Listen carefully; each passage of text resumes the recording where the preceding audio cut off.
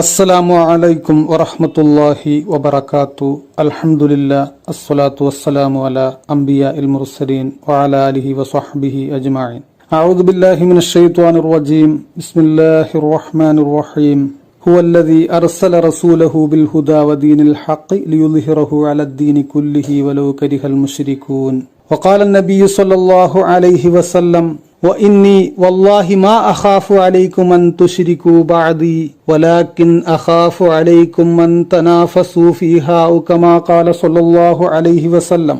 വളരെയധികം ബഹുമാനം നിറഞ്ഞ സഹോദരന്മാരെ, സഹോദരിമാരെ, സുഹൃത്തുക്കളെ, ഞാൻ ഇപ്പോൾ ഈ ലൈവിൽ വരാനുണ്ടായ കാരണം നമുക്കേവർക്കും സുപരിചിതമായ നമ്മുടെ കേരളക്കരയിലെ മുജാഹിദ് മൗലവിമാർ കഴിഞ്ഞ കാലഘട്ടങ്ങളിൽ അവർ നടത്തിയ പ്രസംഗങ്ങളിലുടനീളം, എന്തിനധികം ഈ വർത്തമാന കാലഘട്ടത്തിൽ നടന്ന അവരുടെ പ്രസംഗങ്ങളിൽ പോലും ഖിയാമത്ത് നാളുമായി ബന്ധപ്പെട്ടുകൊണ്ട് ആദരവായ റസൂലുള്ളാഹി സ്വല്ലല്ലാഹു അലൈഹി വസല്ലമ തങ്ങൾ, ആ തങ്ങളിൽ നിന്ന് വന്ന ഹദീസുകൾ, ആ ഹദീസുകളുടെ ചില ഭാഗങ്ങൾ ഉപയോഗപ്പെടുത്തിക്കൊണ്ട് ആദരവായ റസൂലുള്ളാഹി സ്വല്ലല്ലാഹു അലൈഹി വസല്ലമ തങ്ങളുടെയും അമ്പിയാക്കളുടെയും ഔലിയാക്കളുടെയുമെല്ലാം മക്ബറകളിൽ വളരെ ആദ്യ കാലഘട്ടം മുതൽ തന്നെ നടന്നു വരുന്ന ആദരവായ നബി തങ്ങളെ തവസ്സുൽ ചെയ്തുകൊണ്ട് പ്രാർത്ഥിക്കുന്ന പ്രാർത്ഥന, ബർക്കത്തെടുക്കുന്ന സംഭവം, ഇതൊക്കെ നബി തങ്ങളുടെ അനുചരന്മാരുടെ കാലഘട്ടം മുതൽ നടന്നു വരുന്ന സംഭവങ്ങളാണ്. അതെല്ലാം തന്നെ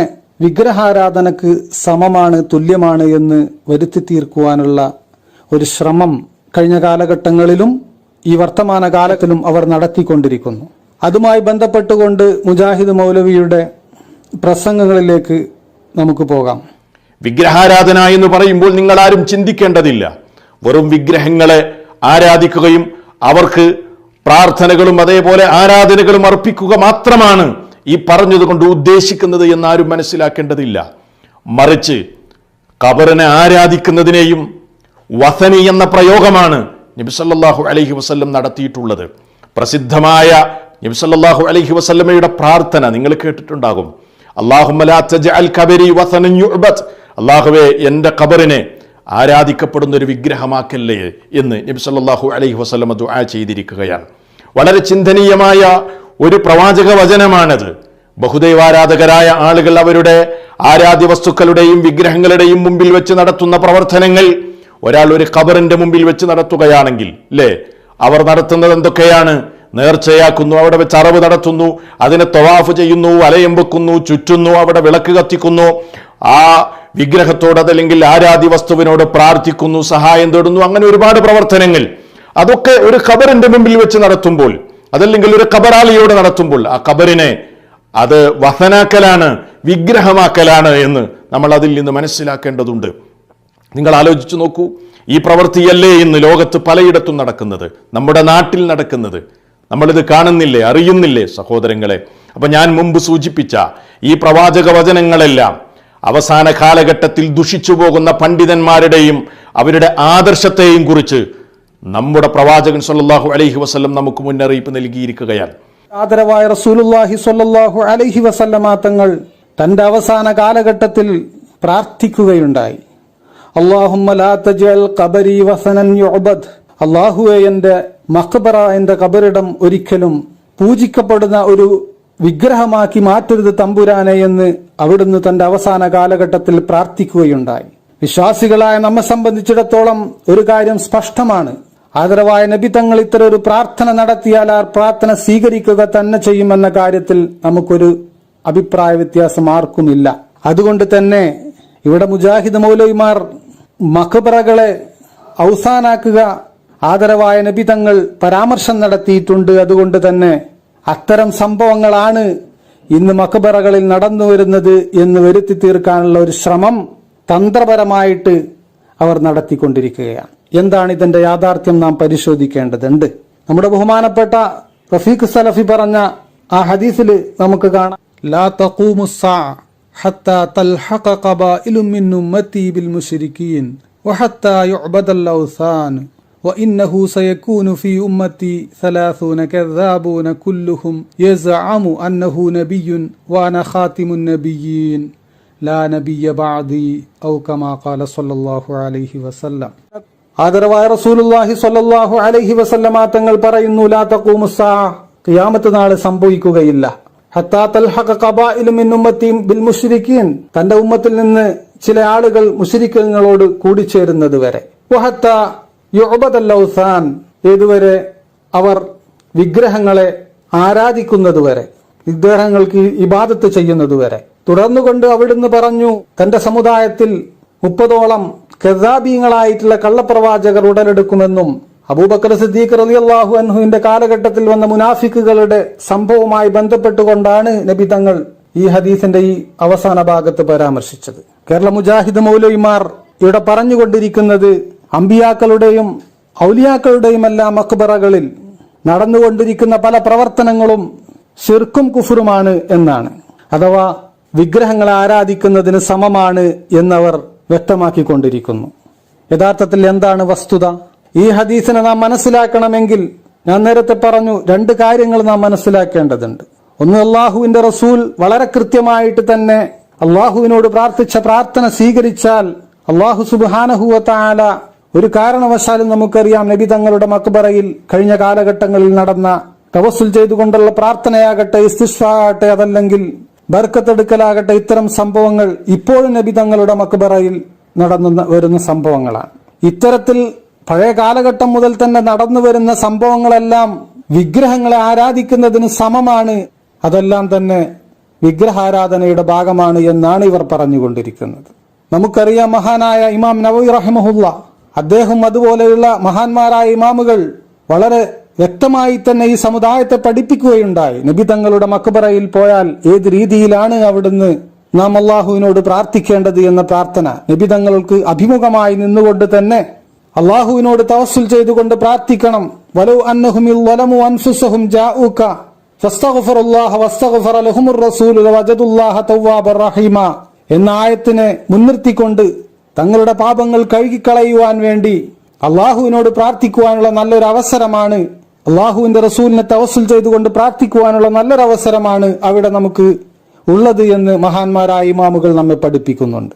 ആദരവായ നബി സല്ലല്ലാഹു അലൈഹി വസല്ലമ തങ്ങളിലൂടെ ഇതുമായി സമാനമായ ബന്ധപ്പെട്ട ഹദീസുകൾ നമുക്ക് കാണാൻ സാധിക്കും. അതിൽ വളരെ പ്രധാനമായിട്ട് തന്നെ ഇമാം മുസ്ലിം തന്റെ സ്വഹീഹിൽ റിപ്പോർട്ട് ചെയ്യപ്പെടുന്ന ഒരു ഹദീസ്, സമാനമായ ഹദീസ് ഇവിടെ വിഗ്രഹങ്ങളുമായി ബന്ധപ്പെട്ടുകൊണ്ടുള്ള ആരാധനയെ സംബന്ധിച്ച്, അവസാന കാലഘട്ടത്തിൽ വരുന്ന ആരാധനയെ സംബന്ധിച്ച് സുവ്യക്തമായിട്ട് തന്നെ പ്രതിപാദിക്കുന്നുണ്ട്. عن عائشة رضي الله عنها قالت سمعت رسول الله صلى الله عليه وسلم يقول لا يذهب الليل والنهار حتى تعبد اللات والعزى فقلت يا رسول الله إن كنت لأظن حين أنزل الله هو الذي أرسل رسوله بالهدى ودين الحق ليظهره على الدين كله ولو كره المشركون أن ذلك تاما قال إنه سيكون من ذلك ما شاء الله ثم يبعث الله ريحا طيبة فتوفى كل من في قلبه مثقال حبة خردل من إيمان فيبقى من لا خير فيه فيرجعون إلى دين آبائهم أو كما قال صلى الله عليه وسلم. എന്താണ് ആ ഹദീസിൽ പറയുന്നത്? ലാ തദ്ഹബുൽ ലൈലു വന്നഹാറു, രാത്രികളും പകലുകളും നിങ്ങളിൽ നിന്ന് അപ്രത്യക്ഷമാക്കപ്പെടുകയില്ല. ഹത്താ തുഅബദല്ലാത്ത വൽ ഉസ്സാ, ലാത്തയെയും ഉസ്സയെയും നിങ്ങൾ ആരാധിക്കുന്നതുവരെ. ഇത് കേട്ട മാത്രയിൽ തന്നെ മഹദി ആയിഷ ബീബി റളിയല്ലാഹു തആല അൻഹ നബി തങ്ങളോട് ചോദിച്ചു, ഫഖുൽതു യാ റസൂലല്ലാഹ് ഇൻ കുൻതു ലഅളുന്നു ഹീന അൻസലല്ലാഹ് ഹുവല്ലദീ അർസല റസൂലഹു ബിൽ ഹുദാ വദീനിൽ ഹഖ് ലിയുദ്ഹിറഹു അലദ്ദീനി കുല്ലിഹി വലൗ കരിഹൽ മുശ്രികൂൻ അന്നദാലിക താമൻ. എന്താണ് അവിടുന്ന് നബി തങ്ങളോട് ചോദിച്ചത്? അല്ലയോ നബി തങ്ങളെ, ഞാൻ കരുതിയിരുന്നത് ഇപ്രകാരമായിരുന്നു.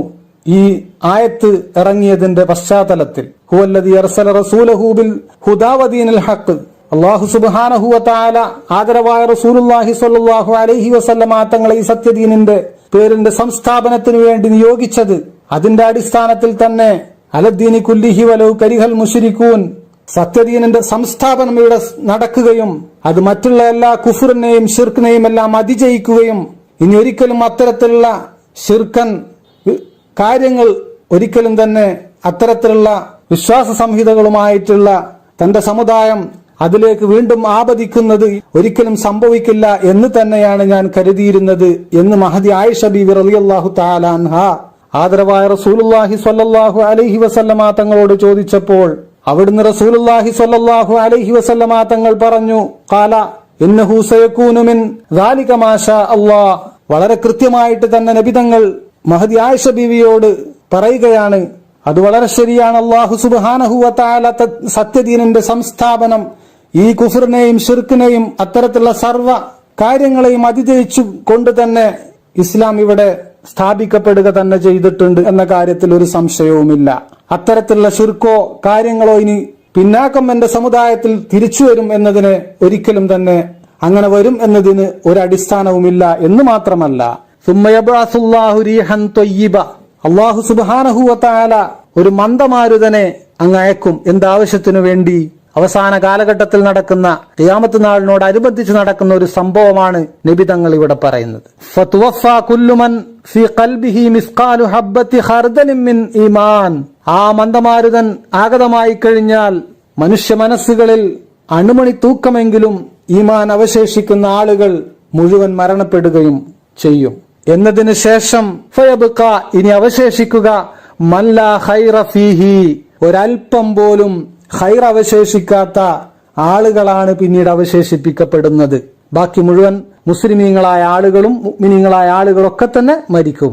ഫയർജിഊന ഇലാ ദീനി ആബാഇഹിം, അത്തരം ആളുകളാണ് അവരുടെ പിതാക്കളുടെ ദീനിലേക്ക് പോകുകയും ലാത്തയെയും ഉസ്സയെയും ഒക്കെ ആരാധിക്കുക എന്ന് പറയുന്ന ഇത്തരം കാര്യങ്ങളിൽ ഏർപ്പെടുകയും ചെയ്യുന്ന ആളുകൾ ഇവരായിരിക്കുമെന്ന് ആദരവായ റസൂലുള്ളാഹി സ്വല്ലല്ലാഹു അലൈഹി വസല്ലമ തങ്ങൾ വിശദീകരിച്ചുകൊണ്ട് തന്നെ മഹദി ആയിഷ ബീവി റളിയല്ലാഹു തആല അൻഹയെ പഠിപ്പിക്കുകയുണ്ടായി. സഹോദരന്മാരെ, ഒരു കാര്യം കൂടി ഞാൻ വ്യക്തമാക്കാൻ ആഗ്രഹിക്കുകയാണ് സഹോദരന്മാരെ. തന്റെ അവസാന കാലഘട്ടത്തിൽ അത്തരം ഒരു പ്രാർത്ഥന നബി തങ്ങൾ നടത്തിയത് അള്ളാഹു സ്വീകരിച്ച പ്രാർത്ഥനയാണ് എന്ന് നമുക്കറിയാം. അതുകൊണ്ട് തന്നെ അവിടെ അങ്ങനെ ഒരു സംഭവം നടക്കുകയില്ല. ഇനിയും നിങ്ങൾ നോക്കുക, ആദരവായ റസൂലുള്ളാഹി സ്വല്ലല്ലാഹു അലൈഹി വസല്ലമ തങ്ങൾ അവസാന നാളിനെ സംബന്ധിച്ച് വളരെ വ്യക്തമായിട്ട് തന്നെ താക്കീത് ചെയ്യുന്ന മറ്റൊരു ഹദീസ് ഇമാം ബുഖാരി തന്റെ സ്വഹീഹിൽ റിപ്പോർട്ട് ചെയ്യപ്പെടുന്ന ഹദീസിൽ നമുക്ക് കാണാം, വഇന്നി വല്ലാഹി മാ അഖാഫു അലൈക്കും അൻ തുശ്രികൂ ബഅദി വലാകിൻ അഖാഫു അലൈക്കും അൻ തനാഫസൂ ഫീഹാ ഔ കമാ ഖാല സ്വല്ലല്ലാഹു അലൈഹി വസല്ലം.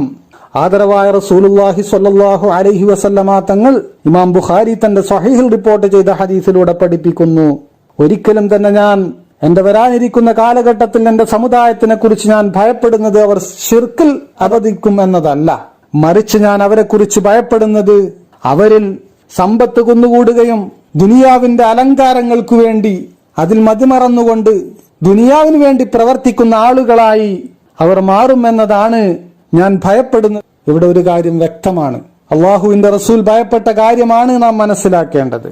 ഇനി ഒന്നോരെ ആളുകൾ ശിർക്കൻ വിശ്വാസത്തിലേക്ക് പോകില്ല എന്നൊന്നും ഞാൻ ഇതുകൊണ്ട് അർത്ഥമാക്കുന്നില്ല. ആദരവായ റസൂലുള്ളാഹി സ്വല്ലല്ലാഹു അലൈഹി വസല്ലമ തങ്ങൾ അങ്ങനെയല്ല പറഞ്ഞിട്ടുള്ളത്. എന്നാൽ ഒരു സമുദായത്തെ ലോകത്തിതാ നിങ്ങൾ നോക്കൂ എന്ന് പറഞ്ഞുകൊണ്ട് മുജാഹിദ് മൗലവിമാർ കേരളക്കരയിൽ നോക്കൂ എന്ന് പറഞ്ഞുകൊണ്ട് ഒരു സമുദായത്തിലെ ഭൂരിഭാഗം വരുന്ന ആളുകളെ മഖ്ബറകൾ കാണിച്ചുകൊണ്ട് അവർ ശിർക്കൻ വിശ്വാസത്തിലാണ്, അവർ വിഗ്രഹാരാധന നടത്തുന്ന ആളുകളാണ് എന്ന് പറയാൻ ഒരൽപ്പം പോലും ലജ്ജ പോലും ഇല്ലാത്ത രീതിയിൽ ഇവർ സമൂഹത്തിന് നേരെ ശിർക്കാരോപണം നടത്താനാണ് ഇവർ മുന്നോട്ട് വന്നിരിക്കുന്നത് എന്നുള്ളത് വളരെ ദുഃഖകരമായ അവസ്ഥയാണ്. വസ്തുത ഇതാണെന്നിരിക്കെ അവസാന നാളിന്റെ അവസാന കാലഘട്ടത്തിൽ നടക്കുന്ന സംഭവമായ മുഴുവൻ മുഅ്മിനീങ്ങളായ ആളുകളെയും അല്ലാഹു സുബ്ഹാനഹു വ തആല മരിപ്പിക്കുകയും അതിനുശേഷം വരുന്ന ഒട്ടും ഖൈർ അവശേഷിക്കാത്ത ഒരു വിഭാഗം ആളുകൾ, ആ ആളുകൾ അവരാണ് ലാത്തയെയും ഉസ്സയെയും ആരാധിക്കുകയും തങ്ങളുടെ പിതാക്കളുടെ ദീനുകളിലേക്ക് വിഗ്രഹാരാധനയിലേക്ക് തിരിച്ചു പോകുകയും ചെയ്യുക എന്ന് വളരെ വ്യക്തമായിട്ട് തന്നെ പഠിപ്പിച്ച ആ വിഭാഗം തന്റെ സമുദായത്തിൽ അവസാന കാലഘട്ടത്തിൽ ഒരു വിഭാഗം ആളുകൾ അവർ ലാത്തയെയും ഉസ്സയെയും ആരാധിക്കുമെന്ന് നബി തങ്ങൾ പറഞ്ഞപ്പോൾ അവിടുന്ന് മഹദി ആയിഷ ബീവി റളിയല്ലാഹു തആല അൻഹ തന്റെ ആശങ്ക നബിയെ അറിയിക്കുകയാണ്. മഹദി ചോദിച്ചു, അല്ലയോ തങ്ങളെ, സത്യദീൻ ഇവിടെ പുലരുമെന്ന് അല്ലാഹു സുബ്ഹാനഹു വ തആല വിശുദ്ധ ഖുർആനിലൂടെ അറിയിച്ചിട്ടുണ്ടല്ലോ, എന്നിട്ട് വീണ്ടും ഇവിടെ ആദരവായ നബി തങ്ങളുടെ നിയോഗത്തിലൂടെ ഈ സത്യദീൻ പുലരുകയില്ലേ? സത്യദീനിന്റെ സംസ്ഥാപനം നടക്കുകയില്ലേ? ഇനിയും ഈ ദീൻ വിഗ്രഹാരാധകരുടെ ദീനിലേക്ക് തിരിച്ചു പോകുന്ന സാഹചര്യം വരുമോ എന്ന തന്റെ ആശങ്ക നബി തങ്ങളെ മഹദി ആയിഷ ബീവി റളിയല്ലാഹു തആല അൻഹ അറിയിച്ചപ്പോൾ അവിടുന്ന് നബി തങ്ങൾ വളരെ സുവ്യക്തമായിട്ട് തന്നെ പറഞ്ഞു, ഒരിക്കലും അങ്ങനെയല്ല സംഭവിക്കുക. ഖിയാമത്ത് നാളിനോടനുബന്ധിച്ചുകൊണ്ട് അല്ലാഹു സുബ്ഹാനഹു വ തആല മുഴുവൻ മുഅ്മിനീങ്ങളായ ആളുകളെയും അവരെല്ലാം തന്നെ ഒരു മന്ദമാരുതൻ ഒരു കാറ്റ് വീശിക്കൊണ്ട് അവരെല്ലാം മരിപ്പിക്കുകയും അതിനുശേഷം വരുന്ന ഒരു വിഭാഗം, ഒട്ടും നന്മയില്ലാത്ത ഹൈറില്ലാത്ത ഒരു വിഭാഗം, ആ ആളുകളാണ് ഇത്തരം വിഗ്രഹങ്ങളെയും ലാത്തയെയും ഉസ്സയെയും ആരാധിക്കുകയും തങ്ങളുടെ പിതാക്കളുടെ ദീനിലേക്ക് മടങ്ങിപ്പോകുകയും ചെയ്യുക എന്ന് നബി തങ്ങൾ പറഞ്ഞ ആ വിഭാഗം ആളുകൾ ആ സംഭവം എടുത്തുദ്ധരിച്ചുകൊണ്ട് തങ്ങളുടെ സമുദായത്തിലെ അമ്പിയാക്കളുടെയും ഔലിയാക്കളുടെയും എല്ലാം മഖബറകളിൽ നടക്കുന്ന പ്രവർത്തനങ്ങൾ, ആ പ്രവർത്തനങ്ങളെല്ലാം വിഗ്രഹാരാധനക്ക് സമമാണ് എന്ന് വരുത്തി തീർക്കാൻ ഒട്ടും മടിയും ലജ്ജയുമില്ലാതെ കേരളത്തിലെ മുജാഹിദ് മൗലവിമാർ രംഗത്ത് വരുന്നത് വളരെ ദുഃഖകരമായ ഒരവസ്ഥയാണുള്ളത്. അല്ലാഹു സുബ്ഹാനഹു വ തആല സത്യത്തെ സത്യമായി മനസ്സിലാക്കുവാനും അത് ഉൾക്കൊണ്ടുകൊണ്ട് മുന്നോട്ടു പോകുവാനും അവർക്കും നമുക്കും അല്ലാഹു അനുഗ്രഹിക്കുമാറാകട്ടെ, ആമീൻ എന്ന് പ്രാർത്ഥിച്ചുകൊണ്ടും ഞാൻ എന്റെ വാക്കുകൾ ഇവിടെ അവസാനിപ്പിക്കുന്നു. വാഖിറു ദഅവാന അനിൽ ഹംദുലില്ലാഹി റബ്ബിൽ ആലമീൻ. അസ്സലാമു അലൈക്കും വറഹ്മത്തുള്ളാഹി വബറകാതുഹു.